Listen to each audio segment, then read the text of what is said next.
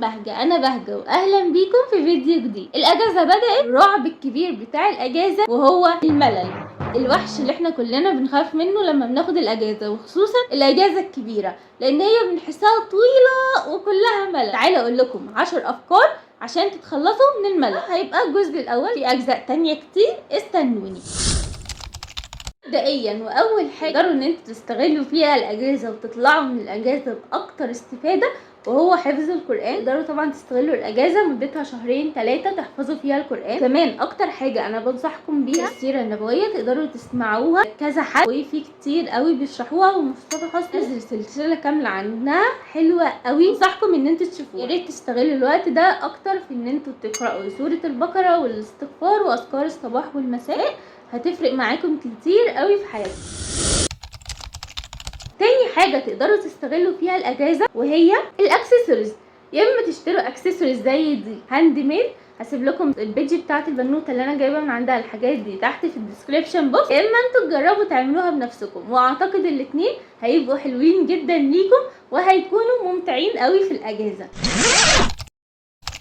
حاجة برضو تقدروا ان انتوا تستغلوا الاجازة وهي ان انتوا تقرأوا كتاب. هتقولوا لي احنا ما بنحبش الكتب، انا زيكم ما بحبش الكتب، ولكن اكتشفت ان انا بحب امتى اقرأ الكتاب لما بقرأ في حاجات تبع تنمية الذات وتطوير النفس.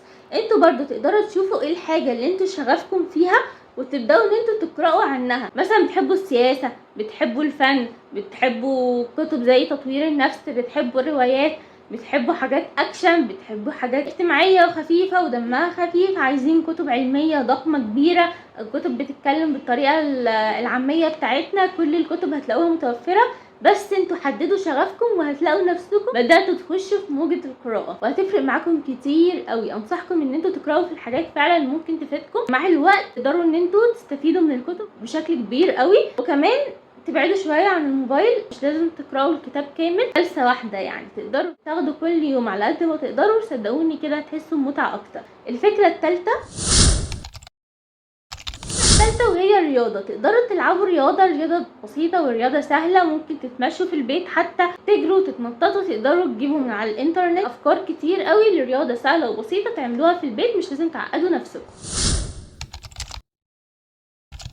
الرابعه معايا وهي ان انتوا تصوروا فيديوهات او تصوروا نفسكم. ممكن تصوروا فيديوهات حتى لو مش هتنزلوها، والله الموضوع ممتع بس، وجربوا نفسكم، ليه لا، ممكن تحبوه. كمان ممكن تقدروا تصوروا صور عموما للطبيعه، للورد، للزرع، حتى اي حاجه وانتوا ماشيين في اي مكان جربوا وصوروا. ممكن تلاقوا شغفكم في التصوير وانتوا مش عارفين، وتكتشفوا حاجه جديده وحاجه كبيره ممكن بعد كده تكون هي شغل ليكم في المستقبل. جربوا حاجات كتير ممكن فعلا تنفعكم بعد كده وانتوا مش عارفين. الفكره الخامسه معانا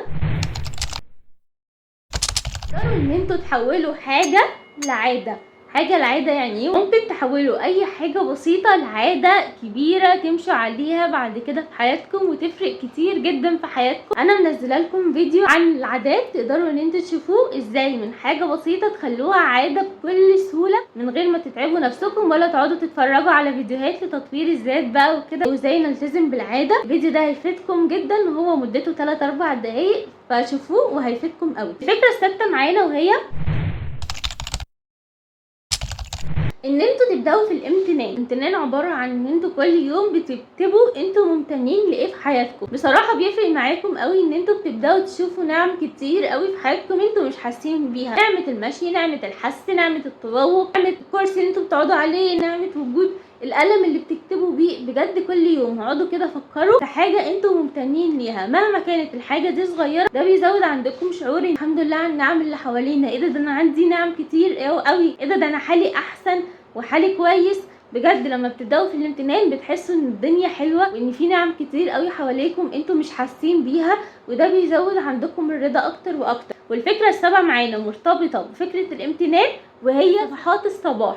صفحات الصباح دي انا بقالي 5-6 سنين بسمع عنها، وبجد هي حلوه قوي. انا ما انتظمتش فيها بصراحه قوي، ولكن لما كنت بعملها كان الموضوع بيفرق معايا قوي. وهي اول ما تصحوا تكتبوا صفحتين او 3 في اي حاجه في اللالا لاند، لو حتى تكتبوا ها ها ها بس اكتبوا اي حاجه، المهم ان انتوا بس مخكم يفضى. مع الوقت واحده واحده هتلاقوا نفسكم بداتوا ان انتوا تكتبوا افكار كتير، وكل حاجه موجوده في عقلكم بدات ان هي تخرج. صراحه الموضوع حلو قوي، انا ما كنتش ملتزمه عليه قوي، ولكن لما كنت بعمله كان بيفيدني، فعايزين مع بعض نبدا ان احنا نلتزم بيه، نشجع بعض ان احنا نمشي عليه، وبجد انا متاكده ان هو هيفرق كتير قوي في حياتكم للاحسن باذن الله.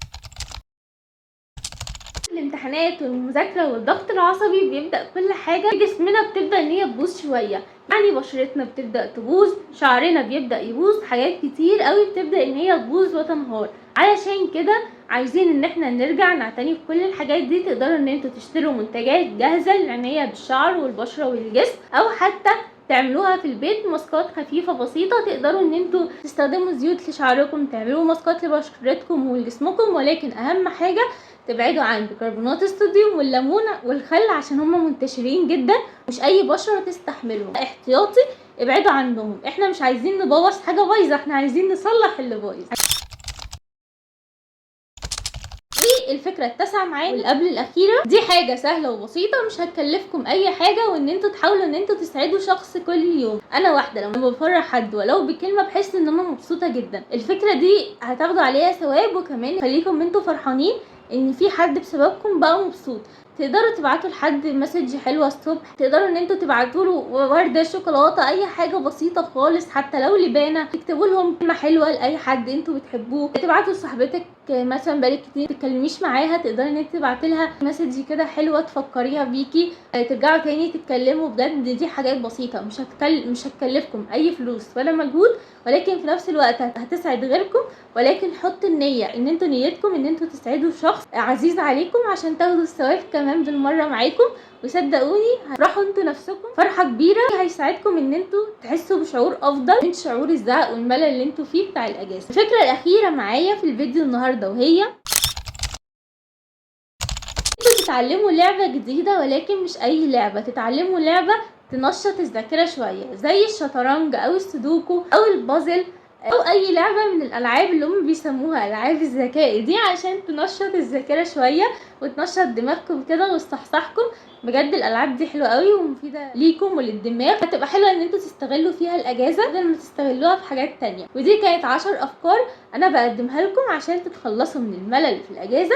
ولو عجبكم الفيديو يا ريت ما تنسوش تعملوا لي لايك وسبسكرايب وتفعلوا زر الجرس عشان يوصلكم كل الفيديوهات الجايه. كمان تكتبوا لي كومنت، ودي اهم حاجه، تكتبوا لي كومنت ان الفيديو عجبكم ولا لا، وانا ان شاء الله هطلع الكومنت بتاعكم في الفيديو اللي جاي. واشوفكم ان شاء الله في فيديو جديد، ومع السلامه.